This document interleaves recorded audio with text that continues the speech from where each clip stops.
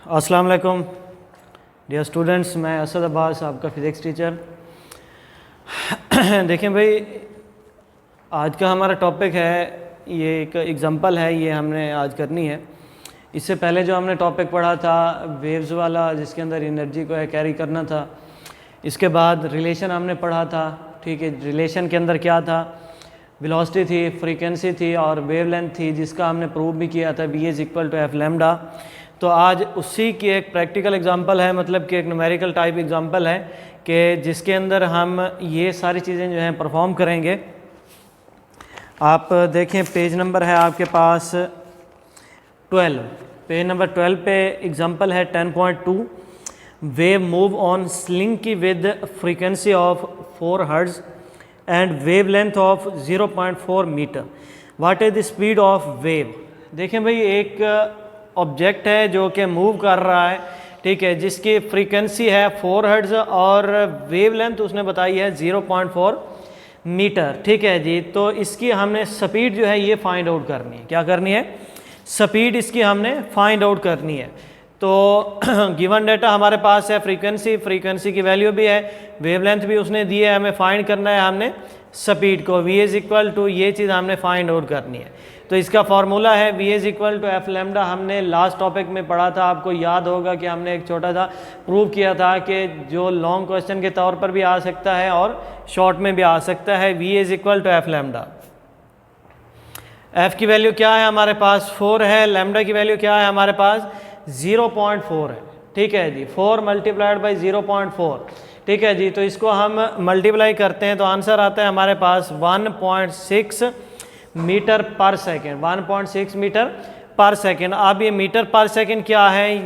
ये हमारे पास जो स्पीड है, स्पीड का ऐसा यूनिट जो है ये मीटर पर सेकेंड होता है। ठीक है जी, नेक्स्ट जो हमारे पास मेन टॉपिक है आज का, वो है रिपल टैंक। क्या है जी ये रिपल टैंक? रिपल टैंक एक डिवाइस है, ठीक है जी, जिसकी मदद से हम वाटर वेव जो है प्रोड्यूस कर सकते हैं।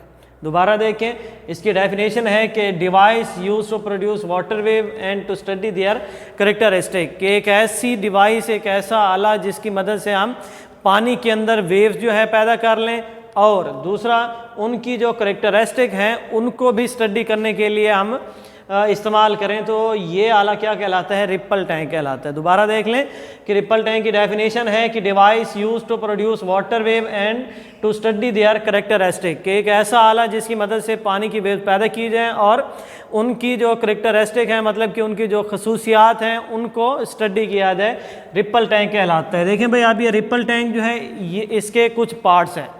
क्या क्या पार्ट्स हैं जी इसके? एक इसके अंदर टेबल हम इस्तेमाल करते हैं, एक वाइब्रेटिंग पैडल इस्तेमाल करते हैं, रेक्टेंगुलर ग्लास ट्रे होता है, स्टैंड है, इसके बाद ये एक व्यू स्क्रीन है, ये एक लैंप और इलेक्ट्रिक सप्लाई। ठीक है जी, अब देखिए ये चंद चीज़ें हमने यहाँ पर नाम लिखा है।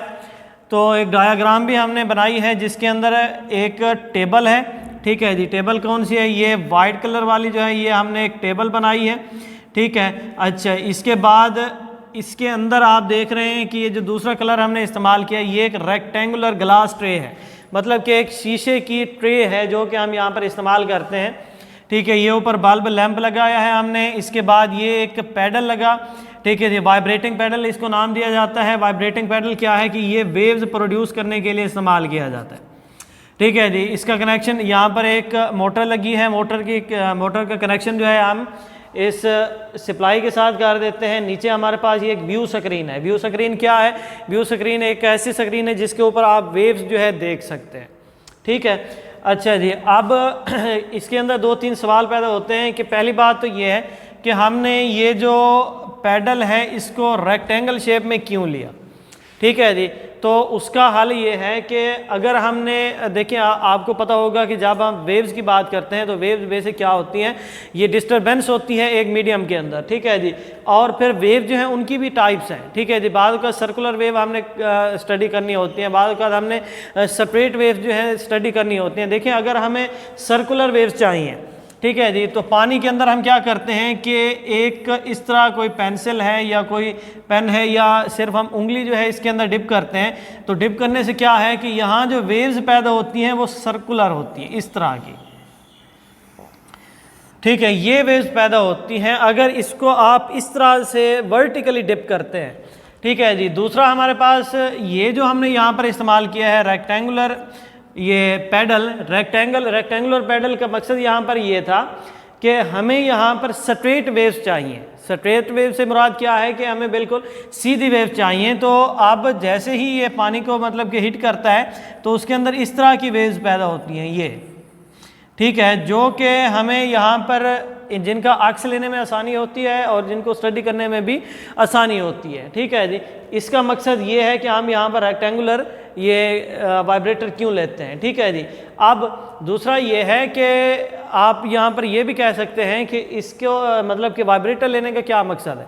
ठीक है, क्या हम हाथ से इस तरह से अगर पानी के ऊपर मारें तो वहाँ पर भी तो वेव्स पैदा होती हैं। तो उसका जवाब ये है कि ये जो वेव्स हम इनसे लेते हैं ये एक मखसूस वेव्स होती हैं जो कि स्टडीएबल होती हैं, जिनको पढ़ा जा सकता है, जिनको देखा जा सकता है।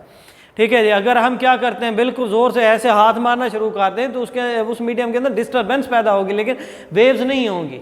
ठीक है, वेव की एक मखसूस डेफिनेशन है कि उसके जो पार्टिकल हैं ये वाइब्रेटरी मोशन करें। ठीक है जी। तो इसलिए हम क्या करते हैं कि ये वाइब्रेटर लेते हैं। दूसरा, यहाँ पर जो हम एक ग्लास ट्रे ले रहे हैं, ठीक है जी, शीशे की जो हम ग्लास ट्रे ले रहे हैं, इसका क्या मकसद है? इसका मकसद ये है कि शीशा है, ऊपर जब पानी होगा, पानी के अंदर जब वेव्स बनेंगी तो उसका अक्स जो है इस स्क्रीन के ऊपर पड़ेगा। अब ये स्क्रीन क्या है? सिंपल, आप लोग कागज़ भी ले सकते हैं, उस टेबल के नीचे आप लोग कागज़ रख दें, उसके ऊपर आप वेव ले लें। ठीक है, ये बेसिक आपके पास एक स्क्रीन टाइप को चीज़ है जिसके ऊपर आपने अक्स लेना है, कोई और मखसूस चीज़ नहीं है। ठीक है जी। और ये इसकी डायाग्राम है। ठीक है जी। अब इसके बाद ये हमारे पास जो रिपल टैंक है, ठीक है, ये हमने सिर्फ आज के टॉपिक में किया है यहाँ तक। ठीक है, कि device use to produce water wave. ठीक है जी, क्योंकि ये जो है पानी की वेव्स को प्रोड्यूस करने के लिए इस्तेमाल किया जाता है। अभी तक हमने यही चीज़ पढ़ी है कि ये पानी की वेव जो है किस तरह से प्रोड्यूस करता है। ठीक है जी।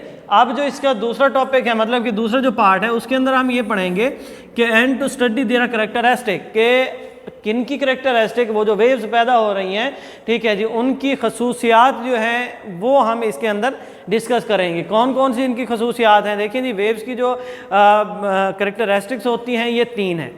रिफ्लेक्शन है, रिफ्रैक्शन है और डाइफ्रैक्शन।